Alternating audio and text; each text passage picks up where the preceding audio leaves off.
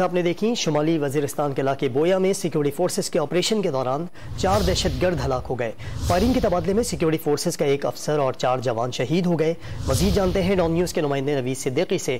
نوید، کیا بتایا ISPR نے؟ ISPR کے مطابق خفیہ معلومات پر آپریشن کیا گیا ہے۔ وزیرستان میں شمالی وزیرستان ضلع میں آپریشن کے دوران سیکیورٹی اہلکاروں اور دہشت گردوں کے مابین شدید فائرنگ کا تبادلہ بھی ہوا ہے۔ فائرنگ کے تبادلے میں 4 دہشت گرد ہلاک کر دیے گئے۔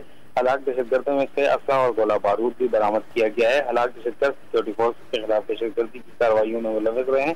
شدید فائرنگ کے تبادلے میں 5 فوجی جوان بھی شہید ہو گئے ہیں، جس میں ایک آفیسر کیپٹن رینک آفیسر بھی شامل ہے۔ دہشت گردوں کے خاتمے کے لیے علاقے میں سرچ آپریشن کیا جا رہا ہے۔ ISPR کے مطابق پاک فوج دہشت گردی کی لانچ کے خاتمے کے لیے پرعزم ہے۔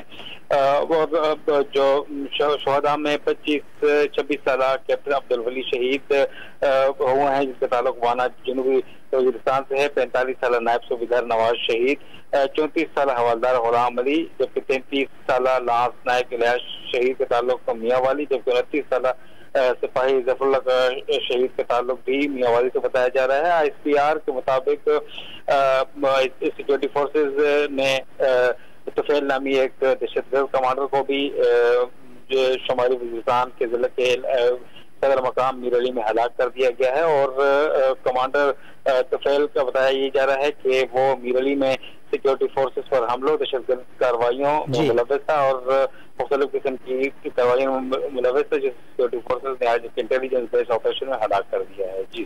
نوید، بہت شکریہ آپ کا۔